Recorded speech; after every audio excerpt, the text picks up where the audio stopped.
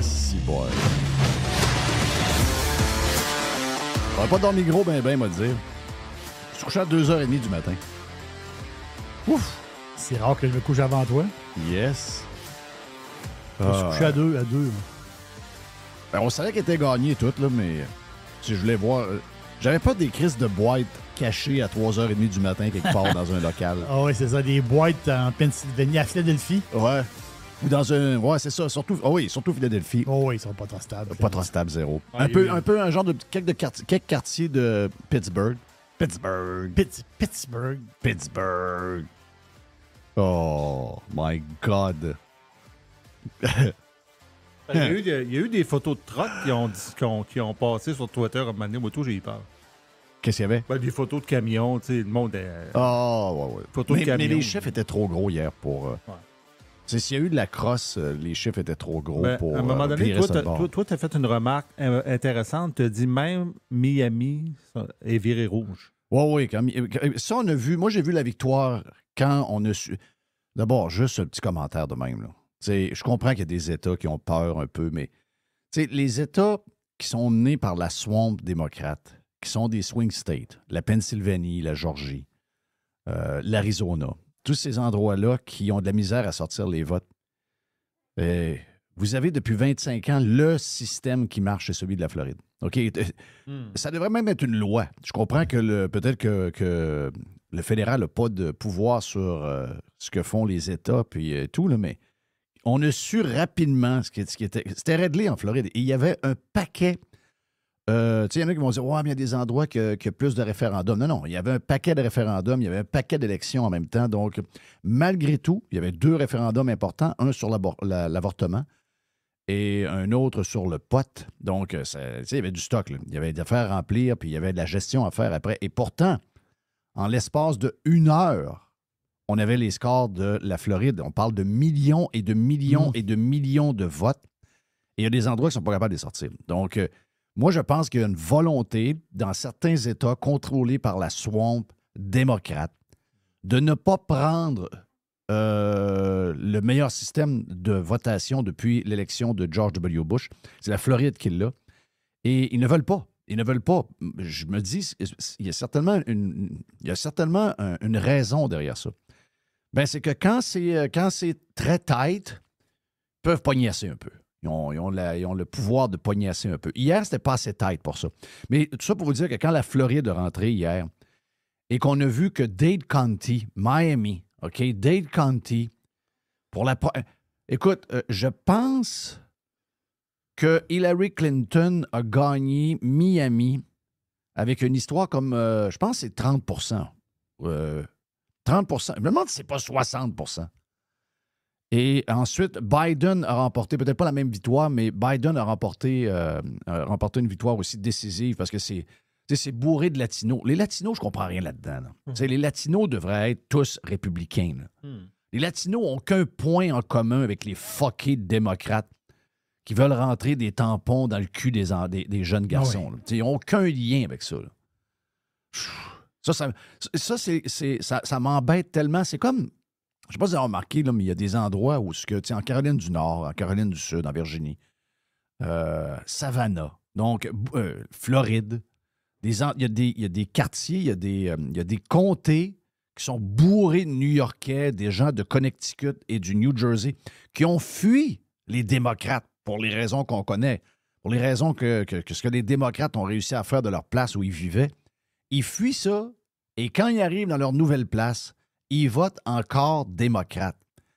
Ce bout-là, je ne comprends pas 0-0-0. Anyway, donc hier, je savais, quand l'histoire de Miami est arrivée, Trump gagne par 11 %. Wow! Miami? Miami. OK, là, j'ai dit, OK, là, c'est... moi, dans ma tête, ça s'est réglé à Miami.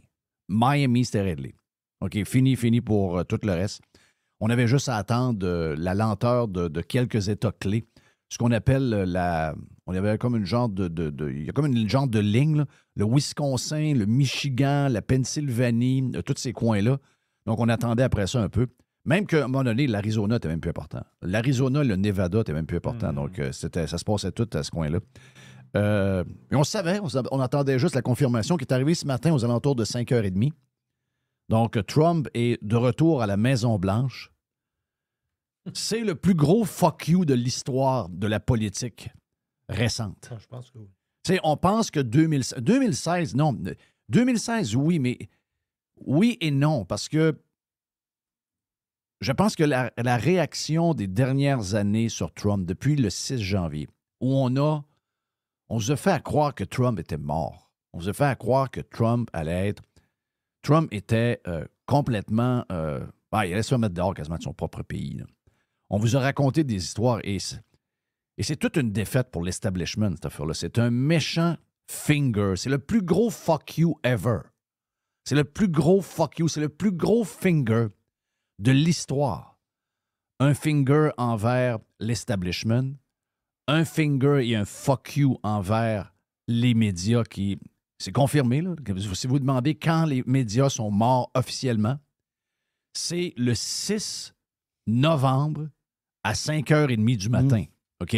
6 novembre 2024. Il y a même l'heure. Il y a même l'heure. Les seuls survivants de cette mort, c'est les médias québécois. Et c'est le gros problème. Ça, c'est une autre histoire, OK?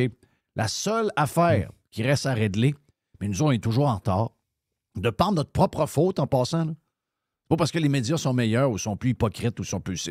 C'est juste parce que les Québécois sont des astis d'épelles. Mais en principe, les médias devraient être décédés depuis la COVID. C'est un méchant finger. C'est le plus gros finger ever. C'est extraordinaire de voir ce qui s'est passé hier. Écoute, tout l'establishment était là-dedans.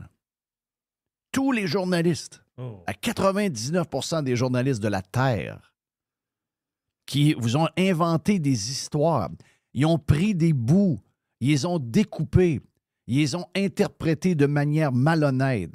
Les enfants de chienne et les salauds de journalistes et de médias ont fait une des pires jobs qu'on a pu faire à la démocratie depuis le début de l'histoire de la Terre. Eh bien, vous avez eu votre finger, vous avez eu votre fuck you. C'est ça que vous avez eu. C'est votre fin, OK? C'est un finger et un fuck you aux profs. C'est un finger et un fuck you à beaucoup de grands patrons d'entreprises. C'est un finger et à plusieurs artistes, mettons, aussi. Un fuck you à Hollywood. Hollywood, c'est ça. Hollywood. Aux influenceurs les nouveaux influenceurs sur les médias. C'est un fuck you et un finger aux chanteurs qui sont plus capables de chanter.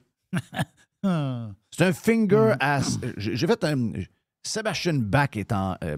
qui est Sebastian Bach? Pour plusieurs, vous ne connaissez pas c'est qui? C'est le chanteur de Skid Row. Wow. OK? Un des bands les plus populaires au Québec dans les années 80.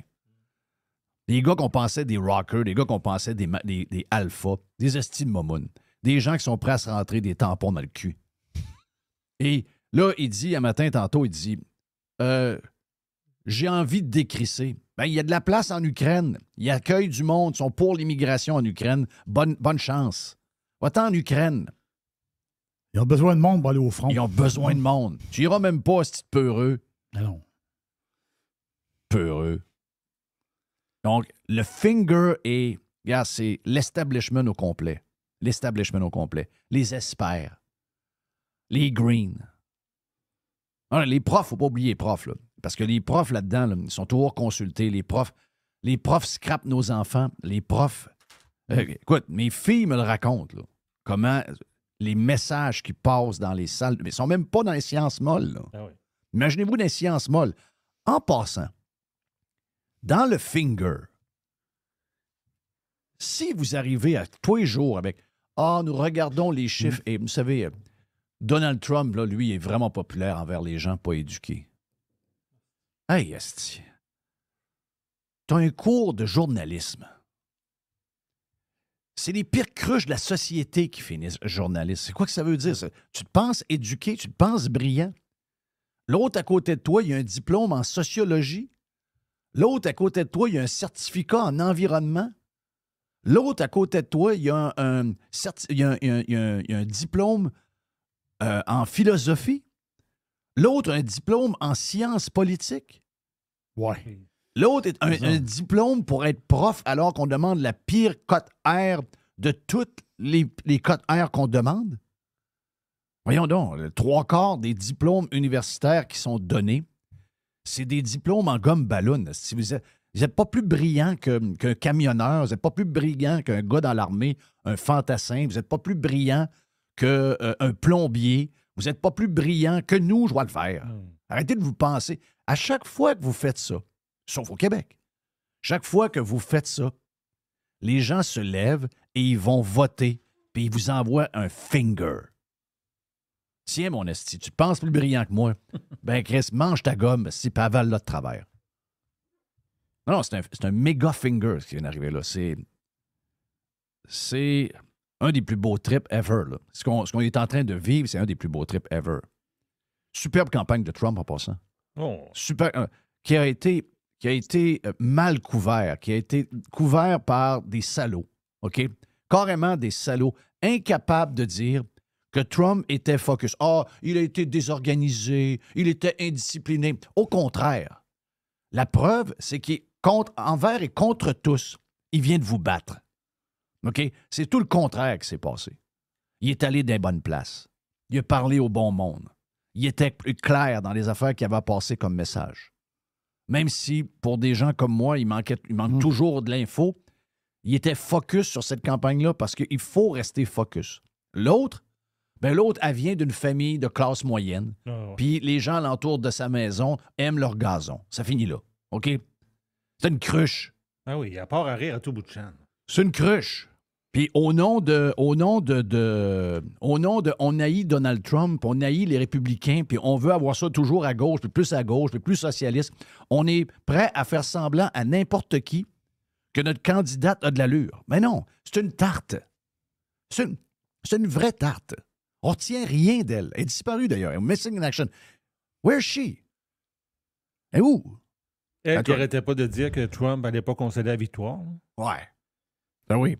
Donc, sérieusement, c'est une des jobs les plus sales que j'ai jamais vus en tant que couverture médiatique. Il y a des gens qui devraient être arrêtés à MSNBC. Il y a des gens qui sont complètement fuckés.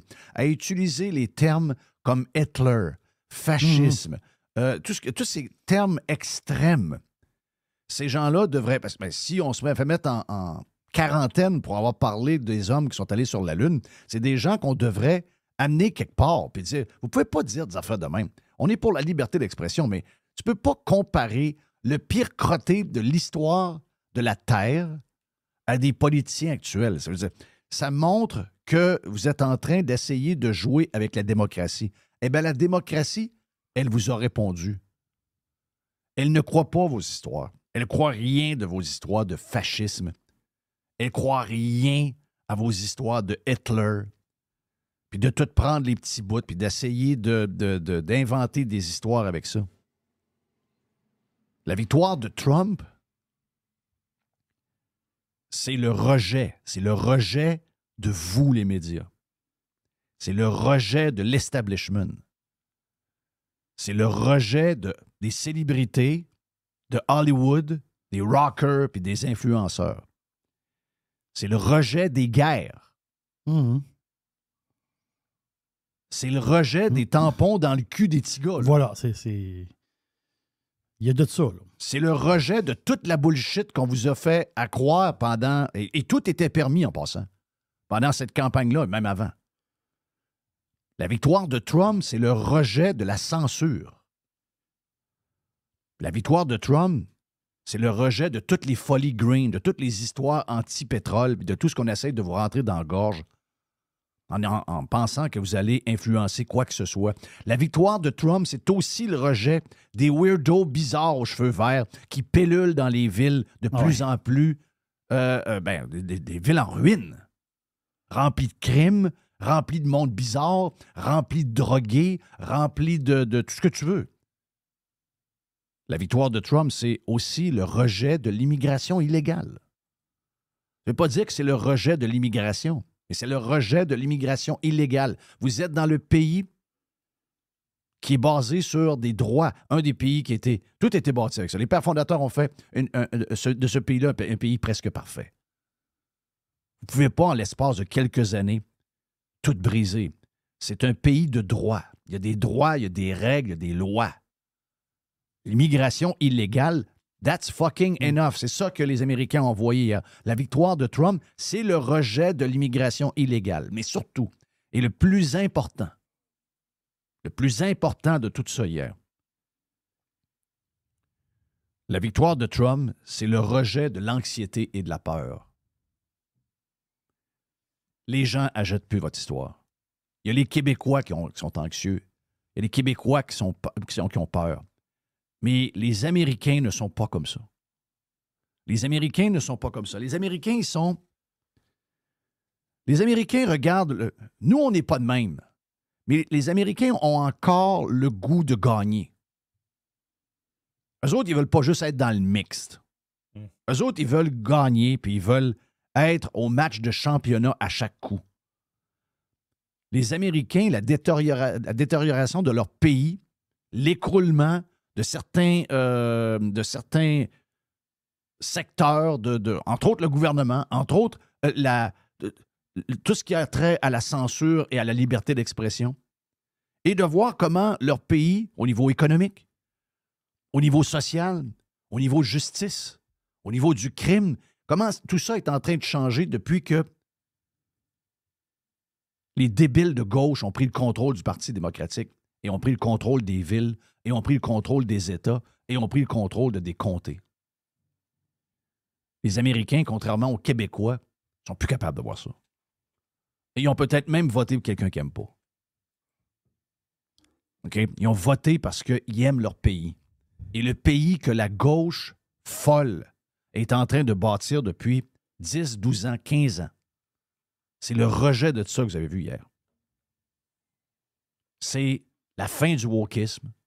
Ça, c'est une bonne affaire. C'est la fin des Greens complètement débiles. Ça, c'est une très bonne affaire. C'est la fin de l'immigration illégale avec des lois qui permettent à ces gens-là de chier dans le milieu de la rue. Oui. De rentrer dans des pharmacies, de sortir avec 900 piastres de stock sans avoir de casier judiciaire. Oui. C'est la fin de ça, là. C'est la fin de la dépendance énergétique avec le reste du monde.